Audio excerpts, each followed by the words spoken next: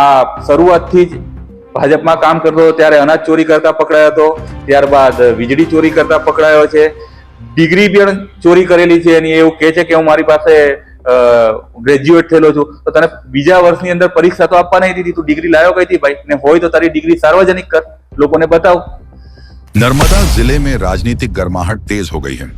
आम आदमी पार्टी के जिला अध्यक्ष निरंजन वसावा के भाई पर हाल ही में शराब के कारोबार का आरोप लगा। निरंजन वसावा ने भाजपा अध्यक्ष नील राव और सांसद मनसुख वसावा पर आरोप लगाए। भाजपा अध्यक्ष ने जवाब दिया कि निरंजन वसावा पर पहले 10 मामले दर्ज हैं और वे डिग्री व बिजली चोरी के आरोपी रहे हैं। निरंजन ने सार्वजनिक बहस का भी प्रस्ताव रखा है। भाजपा ने चेतावनी दी है कि किसी तरह का दबाव बर्दाश्त नहीं किया जाएगा। ખાસ એક તો વાત નિરંજન વસાવાના ભાઈને દારૂ પકડવામાં છે, ત્યારબાદ એને સોશિયલ મીડિયામાં આપના ઉપર પણ આક્ષેપો કર્યા છે, શું કહેશો એ બાબતે?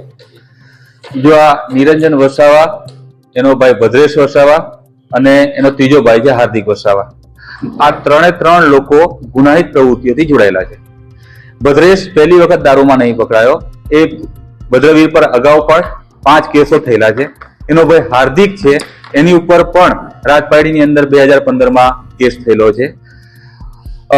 નિરંજન ઉપર પણ એસીબી માં લાંચ રૂશ્વતની અંદર કોઈ પોલીસ અધિકારીના નામ પર હાઈવા વાળા પાસેથી પૈસા ઉઘરાવતો હતો, એની ફરિયાદ થયેલી છે અને કોર્ટની અંદર છે.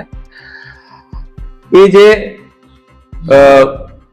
પરીક્ષા આપતો હતો કોલેજ કાળથી જ, એની અંદર પણ એને એની જગ્યા પર બીજાને બેસાડ્યો હતો. એટલે આ એક ચોર પ્રવૃત્તિનો માણસ છે અને ચોર મચાએ શોર, એ પ્રમાણે પોતાની સસ્તી પ્રસિદ્ધિ મેળવવા માટે અને જે રીતના પોલીસની કાર્યવાહી થઈ અને પોલીસે એના ભાઈને પકડ્યો, એટલે એનો મુદ્દો ડાયવર્ટ કરવા માટે એને મારી પર ને મારા પાર્ટીના આગેવાનો પર જે આક્ષેપો મૂક્યા છે એ પાયા વિહોણા છે અને એની સામે આજે અમે એની માનહાનિનો દાવો પણ એની સામે હું મૂકું છું. આજે પોલીસ સ્ટેશનમાં પણ એની વિરુદ્ધમાં અમે ફરિયાદ આપવાના છે.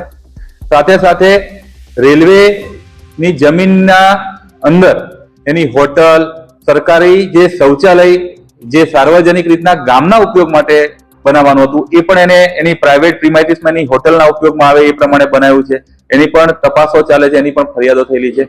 એટલે આ શરૂઆતથી જ ભાજપમાં કામ કરતો હતો ત્યારે અનાજ ચોરી કરતા પકડાયો હતો, ત્યારબાદ વીજળી ચોરી કરતા પકડાયો છે, ડિગ્રી પણ ચોરી કરેલી છે એની. એવું કહે છે કે હું મારી પાસે ગ્રેજ્યુએટ થયેલો છું. તો તને બીજા વર્ષની અંદર પરીક્ષા તો આપવા નહીં દીધી, તું ડિગ્રી લાયો કઈ થી ભાઈ? ને હોય તો તારી ડિગ્રી સાર્વજનિક કર, લોકોને બતાવ. તો આ પ્રકારનો ડિગ્રી ચોર, અચ્છા એની હોટલ અને ઘરમાં જે એને પુરાણ કર્યું છે એ માટીનો પણ ચોર છે.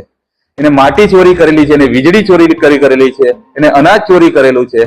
આ પ્રકારની ચોર પ્રવૃત્તિ વાળો આ વ્યક્તિ પોલિટિકલ પાર્ટીઓના હોદ્દા લઈને પહેલા ભાજપમાં કામ કર્યું, પછી બીટીપીમાં કામ કર્યું, પછી સરપંચ પરિષદમાં ગયો, અત્યારે આમ આદમી પાર્ટીમાં ગયો. પણ પોલિટિકલ પાર્ટીઓની અંદર જગ્યા બનાવી અને તોડ પાણી કરવાનું ને આ પ્રકારની ચોર પ્રકારની પ્રવૃત્તિ કરવાની એનો સ્વભાવ છે. અને સુફિયાની વાતો કરે છે, તારા બે ભાઈઓ પર દારૂના કેસ થયેલા, તારી પર એસીબી નો કેસ થયેલો, તું કયા મોડે અમારી પર આક્ષેપ કરે? ને તારે અમારી પર આક્ષેપ કરવા હોય તો પ્રમાણ આપવું પડશે ભાઈ, કે અમે અમારા સાંસદ માટે આક્ષેપ કર્યો કે એમને પૈસા લીધા તેનું પ્રમાણ આપ, મેં દારૂની ગાડીનું પાયલોટિંગ કર્યું તેનું પ્રમાણ આપ. કેમ કે વ્યક્તિગત રીતના હું એવું માનું છું કે રાજનીતિની અંદર આક્ષેપ પ્રત્યે આક્ષેપ અલગ પાર્ટ છે, પણ હું એક જવાબદાર પાર્ટીનો પ્રમુખ છું ને જ્યારે એને આક્ષેપ મૂક્યો તો મારી પાર્ટીને જે સંસ્કાર છે, જે સિદ્ધાંત છે, એને ક્યાંય હાનિ ના થાય એટલે આ મીડિયાના માધ્યમથી આ વાત મારે કરવી પડે છે. ને એના દરેક વસ્તુના મારી પાસે પ્રમાણ છે. એના અમે કાગળિયા ડોક્યુમેન્ટ લઈને બેઠા છે. તારી પાસે અમારા વિરોધમાં પ્રમાણ હોય તો તું લઈને બે, બોલાય અમને, અમે તારી જોડે ડિબેટ કરવા માટે તૈયાર છે. બીજી બાજુ એમણે એવો પણ આક્ષેપ કર્યો કે તમારી પાર્ટીના લોકો બી દારૂ, એની ઉપર કોઈ કાર્યવાહી કેમ નથી? મારી પાર્ટીનો કોઈ પણ જવાબદાર કાર્યકર્તા કે હોદ્દેદાર દારૂનો ધંધો કરતો હોય તો એને એનું પ્રમાણ આપવું જોઈએ. અને ભૂતકાળની અંદર જે લોકોએ કર્યા છે, પોલીસે એમની પર એક્શન લીધેલું છે અને એવા લોકોને અમે પાર્ટીમાંથી સસ્પેન્ડ કર્યા છે. મારે ઈસુદાન ગઢવીને, ગોપાલ ઇટાલિયાને, ચૈતર વસાવાને પૂછવું છે, આનો ભાઈ દારૂનો ધંધો કરે, એ પોતે વીજળી ચોરીમાં પકડાયો છે, શું એ એમને સસ્પેન્ડ કરશે? હું મીડિયાના માધ્યમથી આ વાત મૂકું છું કે જો હું કોઈ પણ આવી પ્રવૃત્તિમાં જોડેલો હોય તો મારી પાર્ટી મને સસ્પેન્ડ કરે અને મારી પાર્ટી સસ્પેન્ડ કરતા પહેલા હું આ સાર્વજનિક જીવન છોડ દઉં, એને મને પ્રમાણ આપે તો. પણ તું અને તારો ભાઈ, તારા બેવ ભાઈ આની અંદર જોડાયેલા છે, તો ગોપાલ ઇટાલિયા, ઈસુદાન ગઢવી અને ચૈતર વસાવા આને સસ્પેન્ડ કરશે કે તોડ પાણી કરવા માટે ચાલુ રાખશે? સીધો મારો પ્રશ્ન આમ આદમી પાર્ટીના પ્રમુખને છે. બીજી બાજુ એવું બી કહેવામાં આવ્યું છે કે દારૂ એની ઘેરથી પકડાયો, પણ ગુજરાતમાં તો દારૂ આવ્યો ને, તો એના માટે ભાજપ સરકાર જવાબદાર. દારૂ એના ઘરેથી પકડાયો, ગુજરાતમાં આવે તપાસનો વિષય છે, પોલીસ એની તપાસ કરી રહી છે. જઈથી આવ્યો હશે તઈથી છેક મૂળ સુધી પહોંચવાનું છે. અને દારૂના કેસ પહેલી વખત ગુજરાતમાં થતા હોય એવું પણ નહીં. આ દારૂની વાત જે લોકો કરે છે, ભાજપની સરકાર આવ્યા પછી દારૂબંધીની ખૂબ કડકાઈથી અમલ થાય. આ દારૂબંધીની છૂટ લગતી વખત કોંગ્રેસના રાજમાં થઈ હતી. આ નવી પેઢીને આ ઇતિહાસ બતાવવાની જરૂર છે. આપ સૌના મીડિયાના માધ્યમથી હું કહેવા માંગુ છું કે આખી ને આખી દારૂના કઈ રીતના વેપાર થતા હતા એ કોંગ્રેસના વખતથી ચાલુ થયેલું છે. અને આવનાર સમયની અંદર સરકાર કડકાઈથી કામ કરી રહી છે ને વેચે છે, પકડે છે, વેચે છે તો પકડે છે, પકડે છે તો સરકાર સારું કામ કરે છે. આપણે આપણી પોલીસને ને સરકારને અભિનંદન આપવા જોઈએ, નહીં કે પકડે છે એટલે એની ઉપર પછી આક્ષેપ કરવાનો. વેચાય છે તો પકડે છે.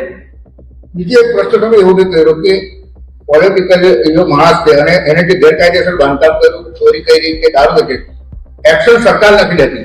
તમારો શું પછી અભિપ્રાય? કારણ કે તમે એવું કીધું કે જો સરકાર એક્શન નહીં લે તો અમે ધરણા કરીશું, આંદોલન કરીશું. હું પોતે ઉપવાસ પર બેસીશ જો આ પ્રકારના પણ કેમ નહીં? કોઈ પણ રાજનીતિક પાર્ટીની જોડે જોડેલા લોકો, રાજનીતિ એ સમાજની સેવા કરવા માટે હોય છે. લોકો જયારે આપણને આપણું સંગઠન, આપણી પાર્ટી કોઈ પદ આપતું હોય, આપણે કોઈ ચૂંટણી જીતતા હોય, લોકોની સેવા કરવા માટે લોકો આપણને વોટ આપે છે. સમાજની સમસ્યાને સમજીને અને સમાધાન કરવા માટેની આ વ્યવસ્થા હોય છે. હવે પોતાના પદનો દુરુપયોગ કરી, પોતાના હોદ્દાનો દુરુપયોગ કરી સરકારી જમીનો ઉપર અતિક્રમણ કરવું, સરકારની માટીની ચોરી કરવી, વીજળી ચોરી કરવી, દીકરીઓ ખોટી ઉભી કરવી, અને આવા લોકોને જો રાજનીતિની અંદર આપણે ચલાવી લઈએ એ આખા સમાજ માટે ઘાતક છે. અને આવા લોકોની સામે હું પોતે મીડિયાની સામે કહું છું કે જો આની સામે પ્રશાસન નહીં એક્શન લે તો અમે આની સામે ઉપવાસ આંદોલન પણ કરીશું. તમારા ડ્રાઈવર તરીકે ફરજ બજાવતા જે વ્યક્તિ છે જે દારૂના ધંધા સંકળાયેલા છે એને તમારું રક્ષણ સમર્થન છે.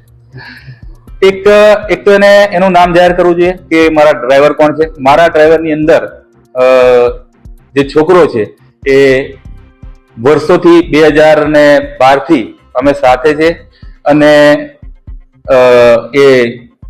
એની ઉપર આજ દિન સુધી, પિંકલ માછી છે મારો ડ્રાઈવર, એની ઉપર આજ દિન સુધી કોઈ પણ પ્રકારનો એક પણ પોલીસનો કેસ નથી. તો એ મારો ડ્રાઈવર છે, એ પણ એને સિદ્ધ કરવું પડશે કે કયા વ્યક્તિની એ વાત કરે છે અને એ મારો ડ્રાઈવર છે તો એને કયો અપોઇન્ટમેન્ટ લેટર મેં આપ્યો છે કે કયો અપોઇન્ટમેન્ટ લેટર એને આપ્યો છે એને સિદ્ધ કરવું પડશે. અને મારા ડ્રાઈવરને અહીંયા આગળ મીડિયાના બધા મિત્રો બેઠા, તમે બધા ઓળખો મારો ડ્રાઈવર કોણ છે. બીજી બાજુ જાહેર મંચ પર આવવા માટે મનસુખભાઈ અને તમને ચેલેન્જ કરી છે, શું આપ એ ચેલેન્જ સ્વીકારી રહ્યા છો ડિબેટમાં? મારી પૂરેપૂરી તૈયારી છે. આ જે છે એ મેં માત્ર આજે ને ડેમો બતાવ્યો છે, તમારા સૌના માધ્યમથી કહો. આ જે છે એ માત્ર ડેમો છે. એના જીવનની અંદર એના જેટલા બી કારનામા છે એની મારી પાસે પૂરેપૂરી ફાઇલ છે. તમે શરૂઆતમાં કીધું કે મારે સાર્વજનિક જીવનમાં આક્ષેપ પ્રતિ આક્ષેપ એ મારો વિષય નહીં. આજ દિવસ સુધી મારે આ કરવાની ફરજ પડી પણ નહીં. પહેલી વખત મેં કરું છું. એનું એકમાત્ર કારણ છે કે હું જવાબદાર પાર્ટીનો પ્રમુખ છું. આજે મારું નામ એને લીધું, મારી પાર્ટી ક્યાંય ડેમેજ ના થાય એના કારણે મેં આ ખુલાસો કરું છું. અને એને જે ઓપન ડિબેટની વાત કરી તો મારી સંપૂર્ણ તૈયારી છે. સમય સ્થાન એ નક્કી કરીને જ્યારે કહેશે તો એના ઘરે જઈને બી ડિબેટ કરવાની મારી તૈયારી છે. અને એક વસ્તુ જે દિવસે મોડામાં આંગળા નાખીને જે બોલાવશે તો એની એક વસ્તુ એવી બહાર પડશે કે એનાથી ઘરની બહાર નીકળવું મુશ્કેલ થઈ જશે. માનહાનિની ફરિયાદ એને આજે વર્ષોથી અમે તપસ્યા કરી, સંઘર્ષ કરી એક અમારું નામ જિલ્લાની અંદર પ્રસ્થાપિત કર્યું છે. સાથે સાથે એક પાર્ટીના જવાબદાર પ્રમુખ તરીકે હું કામ કરું છું. અને જ્યારે આવા વાહિયાત આરોપ એને લગાડ્યા છે ત્યારે એની ઉપર માનહાનિની ફરિયાદ પણ અમે કરી છે અને સાથે સાથે અમે FIR પણ કરાવવાના છે, લીગલ એક્શન પણ અમે એની સામે લેવાના છે.